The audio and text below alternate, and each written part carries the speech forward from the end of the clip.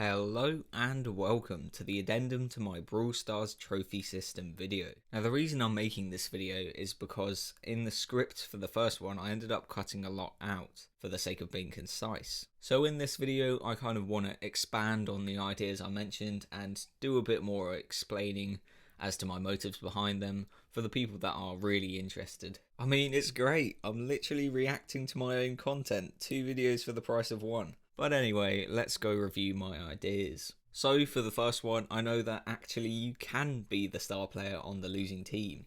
It just happens very rarely. So you may think that my whole star player wooden spooner idea is kind of pointless if you can't even be the star player on the losing team. But actually, I think the fact that it's so rare that you're the star player on the losing team kind of shows that the algorithm for calculating star player is a little bit off. So here's what I mean. Say you're playing really well, but your teammates just suck.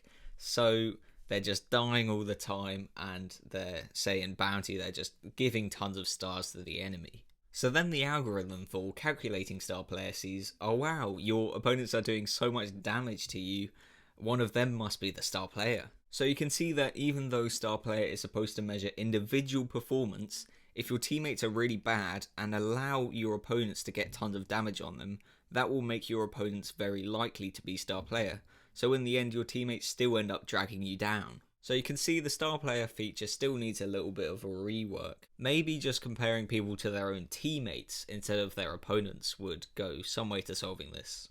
Oh, and by the way, you might be wondering about the way I did the rewards for the star player and the wooden spooner. So when you're the star player on the winning team, you just get 1 extra trophy, but if you're the star player on the losing team, you get 3 extra trophies because you only lose half of your trophies, right? But I think that's fair because it's still only going to be kind of rare that you get the star player on the losing team, and you have to be pretty good to get that. So I think having better rewards for being the star player on the losing team than being the star player on the winning team kind of makes sense. So I think that's all I had to say for that first point. So let's move on to the second one, which is the step system or league system or whatever it is for trophies. So just a bit of context here. Since release, Supercell has inflated the Brawl Stars trophy system twice. By which I mean the point at which you lose the same amount of trophies as you win has been shifted up quite dramatically over the years. So first it used to be 300, then they made it 500, and now it's 750. And obviously if you lose less trophies, then it's way easier to push to higher amounts. So the result is that it's really easy to push to 500 trophies. And the reason why Supercell has done this is of course because of the season resets giving you star points, and they want as many people to be involved in that kind of star point scheme. But then the problem with this is that there's absolutely no structure. You've just got these casual players that can easily get to 500 trophies, mixed in with players that have been playing for way longer but don't have the time to maintain high trophy counts for all of their brawlers. So that's why I've suggested that once you reach a rank you can't fall below it, and the ranks now become 100 trophies apart, just like I described in my first video.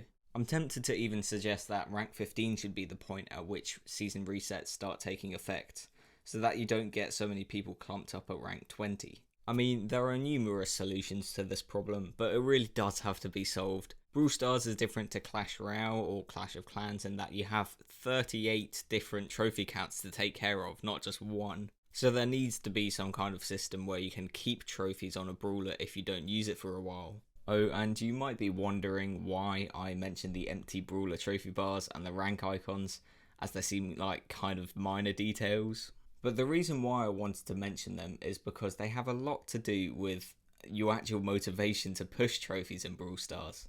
I mean, with the rank icons, it's pretty obvious. If you get a really cool new icon that's like animated and a different shape, of course that would be at least a little boost to your motivation to actually go and push trophies. And you can probably see the benefit of not having empty brawler trophy bars as well. If it's slightly full, then you can see your progress and, you know, you can say, oh well, I've got to push this far to get to my next rank.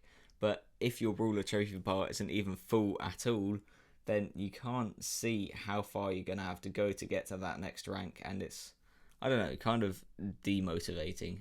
So I mean, Supercell, take it from me. I mean, I'm not a game designer, but I do play your game, And these are kind of my general feelings about it. But I think that's enough of that. I would like to move on to my final idea, which is my favourite idea and one that I'd really like to be in the game. Now, context time again. Anyone remember Lone Star?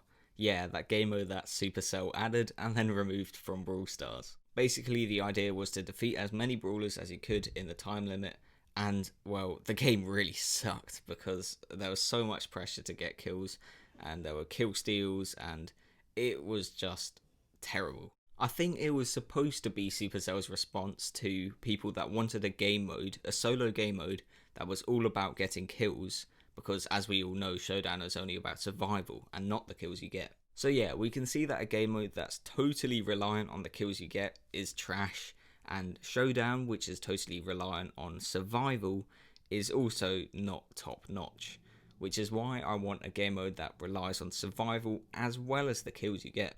Okay, so let's take a look at that Excel spreadsheet that I made. So this blue line here is the original rewards that you get for Showdown. They're only based on what placement you get. But here the red line is the new rewards that I'm going to be assigning for your placement. And then you can see the lower end is more or less the same as the original line, because I mean the people that come last aren't going to get any kills anyway. But here for the winners, you can see the red line is significantly lower than the blue line, because if you want to get those high trophy amounts, you're going to have to get some kills. So let me show you what that looks like. So the red line is for survival, and now let me show you the total line. There we go. So this is actual game data that I took from people. Obviously player behavior would change if there was more reward for getting kills, but this is just kind of, you know, some sample data that I took to kind of give you an idea of what this would look like. So you can see here, first and third place got quite a few kills, and you can see that second place didn't get any kills, so they ended up getting less trophies than third place, which I think is actually a good thing, because this second place person just bush camped until they got second place, and this third place one made the effort to get some kills, and therefore they should be rewarded more than second place. Sorry, my computer fan started up. Hopefully that doesn't bother you all too much. Okay, so I actually took data from 5 games, so let's check out each one of those. Alright, here's the first one. So you can see first place got 4 kills, so they actually get the same reward as the old scheme because they put in the effort and got some kills. You can see third place didn't put much effort in. They get significantly less rewards because they just bush camped the whole time and don't deserve as many trophies in my opinion. And then you can see again, fourth place actually put in more work than third place, and in my scheme they would get more rewards. Alright, so this one's interesting because the first place person, Max, got so many kills. They got 5 kills, dominated the game. They actually would have got more rewards than the original one, so you can see how it really is beneficial to get kills in this game. Oh, and for any of you wondering about the trophy rewards and stuff, basically right now each game gives out a net amount of 10 trophies. So in my scheme I wanted to preserve this, so the kill rewards obviously give out 9 trophies because for each kill there's 1 trophy, and well, 9 people get killed in a typical game. So that just leaves one net gain trophy for survival, and I've implemented that kind of here. I mean, this is just kind of rough proof of concept stuff, but I think it works pretty well. Now, one final point is that kill steals are a thing, and now that kills are worth trophies, then kill steals are really annoying because like that person now gets a trophy that you would have otherwise got.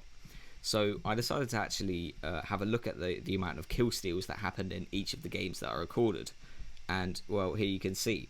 So I also added a little description to describe actually how the kill was stolen. So in this first game we had 1.5. So 1 was from a clean, where basically just a third party comes in and cleans up a fight that 2 other brawlers were having, and then a 0.5 is from someone getting a kill on another brawler who escaped on low health.